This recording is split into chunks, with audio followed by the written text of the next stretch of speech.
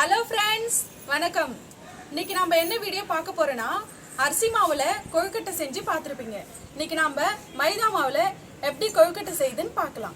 வீடியோவுக்கு போகிறதுக்கு முன்னாடி தூள் சமையல் சேனலை இப்போ தான் ஃபஸ்ட் டைம் பார்க்குறீங்கன்னா சப்ஸ்கிரைப் பண்ணுங்க.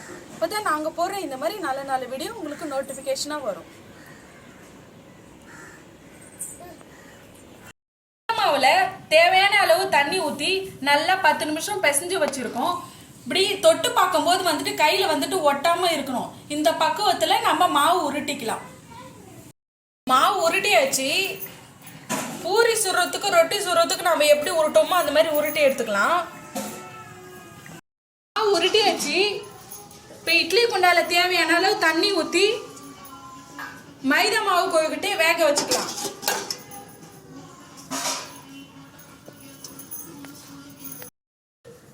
இட்லி துணி போட்டுக்கலாம்.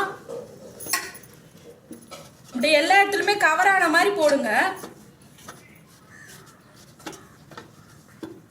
இப்போ மைதா மாவு கொழுக்கட்டை செய்யறதுக்கு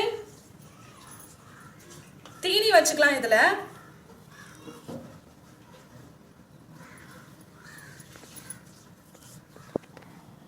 தேவையான அளவு தீனி வச்சாச்சு. இப்போ கொழுக்கட்டை ஷேப் பண்ணலாம்.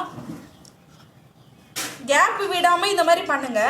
இல்லைன்னா அந்த வேக வைக்கும் போது அந்த தீனி எல்லாம் வெளியில வந்துடும், பார்க்கறதுக்கு நல்லா இருக்காது.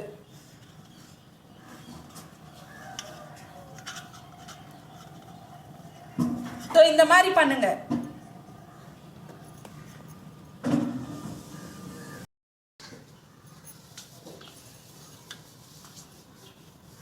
கொழுக்கட்டை ஷேப் பண்ணும்போது எதுக்காக நல்லா கவர் பண்ண சொல்றேன்னா, மற்ற கொழுக்கட்டையில் பட்டுச்சுன்னா நல்லா இருக்காது பார்க்கறதுக்கு. அதனால வந்துட்டு நல்லா கவர் பண்ணிக்கணும்.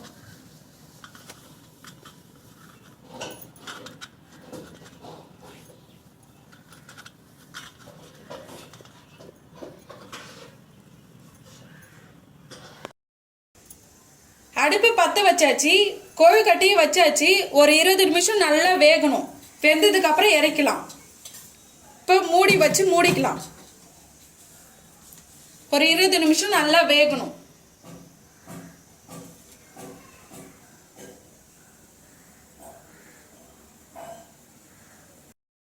இருபது நிமிஷம் ஆயிடுச்சு. மைதா மாவு கொழுக்கட்டை வெந்துருச்சான்னு பார்க்கலாம் வாங்க. நல்லா கொதிச்சுட்டு இருக்கு. ஆவி நல்லா வருது. வெந்துருச்சான்னு பார்க்கலாம். ஓகே, நல்லா வெந்துடுச்சு. வெந்துருச்சான்னு எப்படி கண்டுபிடிக்கிறதுனா, கொழுக்கட்டை வந்துட்டு வைக்கும்போது ஒயிட் கலர்ல இருக்கும். இப்போ லைட் ப்ரௌன் கலர்ல இருக்குது. லைட் ப்ரௌன் கலர்ல இருந்துச்சுன்னா தான் வெந்துருச்சுன்னு அர்த்தம். இப்போ ஸ்டவ் ஆஃப் பண்ணிக்கலாம்.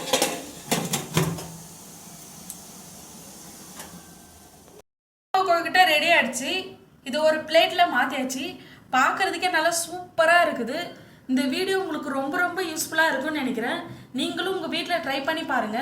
பெரியவங்க வரைக்கும் சின்ன குழந்தைங்க வரைக்கும் நல்லா விரும்பி சாப்பிட்ற ரெசிபி இது.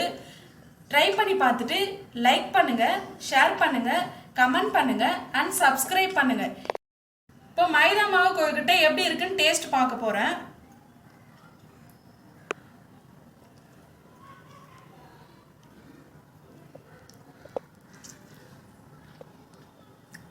சூப்பரா இருக்குங்க. நீங்களும் உங்க வீட்டில் ட்ரை பண்ணி பாருங்க. தேங்க்யூ. இந்தாங்க, எப்படி இருக்குன்னு பாருங்க. இந்தாங்க, எப்படி இருக்குன்னு பாருங்க. சாப்பிடுங்க, சாப்பிடுங்க, வாயில வைங்க. எப்படி இருக்கு?